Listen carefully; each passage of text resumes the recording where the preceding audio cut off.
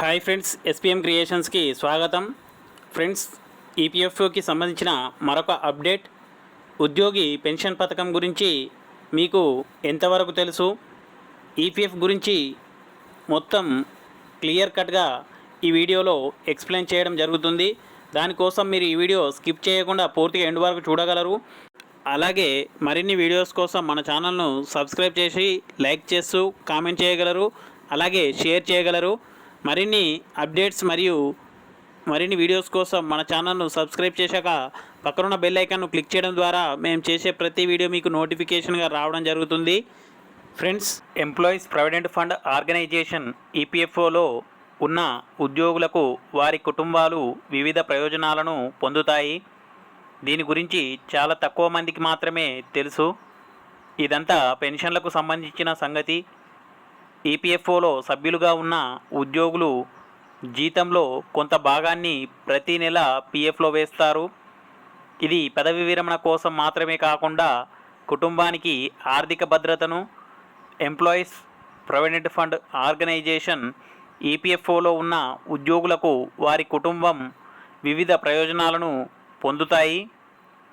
దీని గురించి చాలా తక్కువ మందికి మాత్రమే తెలుసు. ఇదంతా పెన్షన్లకు సంబంధించిన సంగతి. ఈపీఎఫ్ఓలో సభ్యులుగా ఉన్న ఉద్యోగులు జీతంలో కొంత భాగాన్ని ప్రతి నెల పీఎఫ్లో వేస్తారు. ఇది పదవి విరమణ కోసం మాత్రమే కాకుండా కుటుంబానికి ఆర్థిక భద్రతను అందిస్తుంది. 58 సంవత్సరాల వయస్సులో పదవి విరమణ చేసిన తర్వాత ఉద్యోగులు పెన్షన్కు అర్హులు. ఉద్యోగి మరణించిన సందర్భంలో వారి కుటుంబ సభ్యులు కుటుంబ పెన్షన్ ప్రయోజనాన్ని పొందుతారు. ఈ సదుపాయం ఉద్యోగుల పెన్షన్ స్కీమ్ 95 ఈపీఎస్ 95 కింద అందుతుంది. ఉద్యోగి నెలవారీ జీతంలో 12% మొత్తాన్ని బేసిక్ సాలరీతో పాటు డియరెన్స్ అలవెన్స్ డిఏ నుంచి కంపెనీ కట్ చేస్తుంది. ఈ మొత్తాన్ని ఉద్యోగి ప్రావిడెంట్ ఫండ్ పీఎఫ్ ఖాతాలో జమ చేస్తారు. అదనంగా కంపెనీ తన వంతుగా 12% మొత్తాన్ని జమ చేస్తుంది. దానిలో 8.33% ఉద్యోగుల పెన్షన్ స్కీమ్ ఈపీఎస్లోకి, మిగిలిన మొత్తం పీఎఫ్ ఖాతాలోకి వెళ్తుంది.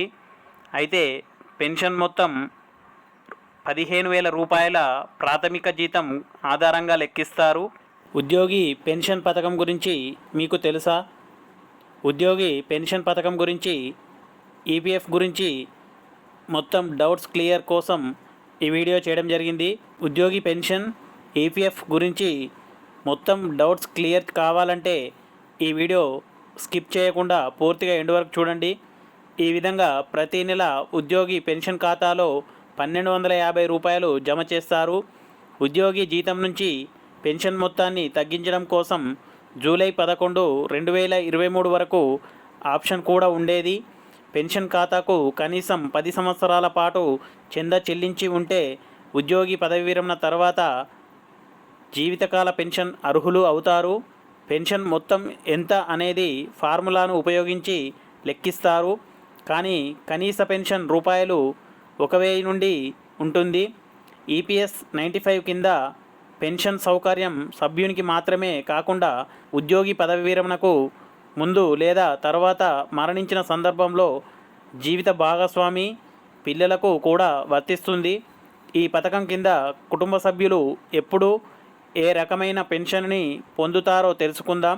ఈపీఎస్ కింద ఉద్యోగ సమయంలో ఉద్యోగి మరణించినట్లయితే జీవిత భాగస్వామి నెలవారీ వితంతు పెన్షన్కు అర్హులు. ఇది ఉద్యోగి పెన్షన్లో 50% ఉంటుంది. అయితే కనీస మొత్తం 1,000 రూపాయలు ఉద్యోగిపై ఆధారపడిన పిల్లలు ఉన్నట్లయితే వారు 25 ఏళ్ల వయసు వచ్చే వరకు పెన్షన్కు అర్హులు. పిల్లలు ఒక్కొక్కరు వితంతు పెన్షన్లో 25% పొందుతారు. వితంతువు తన జీవితాంతం ఈ ప్రయోజనాన్ని పొందుతూనే ఉంటుంది. అయితే పిల్లలు 25 సంవత్సరాల వయస్సు వరకు అందుకుంటారు. వితంతువు పునర్వివాహం చేసుకుంటే ఈ ప్రయోజనం నిలిచిపోతుంది.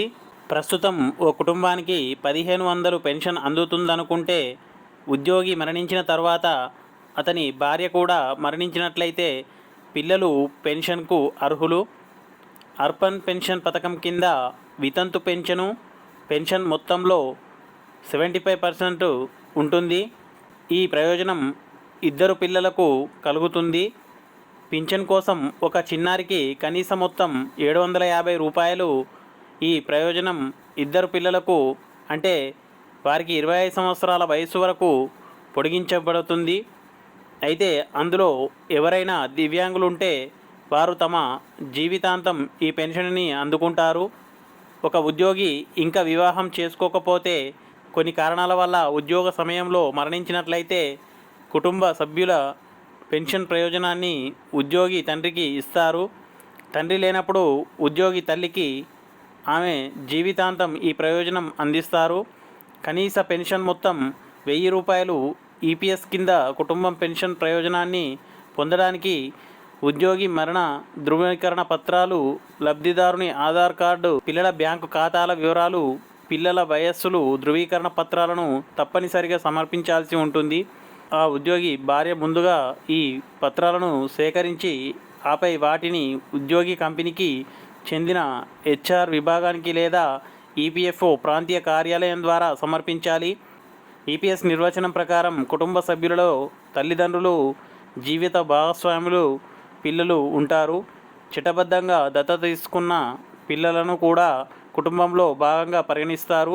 ఎవరైనా ఈపీఎస్లో నామినేట్ చేసినా అది చెల్లని దానిగానే చూస్తారు. జీవిత భాగస్వాములు, పిల్లలు కుటుంబ పెన్షన్కు లబ్ధిదారులుగానే పరిగణిస్తారు. ఫ్రెండ్స్, చూశారు కదా ఈ వీడియో మీకు నచ్చినట్లయితే మన ఛానల్ను సబ్స్క్రైబ్ చేసి లైక్ చేస్తూ కామెంట్ చేయగలరు, అలాగే షేర్ చేయగలరు.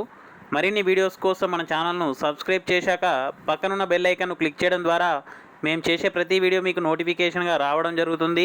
ఫ్రెండ్స్, అలాగే మీరు కొత్తగా యూట్యూబ్ ఛానల్ క్రియేట్ చేస్తూ వీడియోస్ ఏ విధంగా అప్లోడ్ చేయాలి, అప్లోడ్ చేశాక ఎటువంటి జాగ్రత్తలు తీసుకోవాలి, ఎలా చేస్తే మానిటైజేషన్ అవుతుందో అలాంటి ప్రతి యూట్యూబ్కి సంబంధించిన సలహాలు, సూచనల కోసం మన ఛానల్ను సబ్స్క్రైబ్ చేశాక పక్కనున్న జాయిన్ బటన్పై క్లిక్ చేస్తూ మెంబర్షిప్ తీసుకున్నట్లయితే మేము మీకు ఫ్రీగా యూట్యూబ్ ఛానల్ ఏ విధంగా క్రియేట్ చేయాలి, ఏ విధంగా వీడియోస్ అప్లోడ్ చేయాలి అనే ప్రతి ఒక్క విషయాల గురించి క్లుప్తంగా వివరించడం జరుగుతుంది. Thank you friends, thanks for watching. Thank you.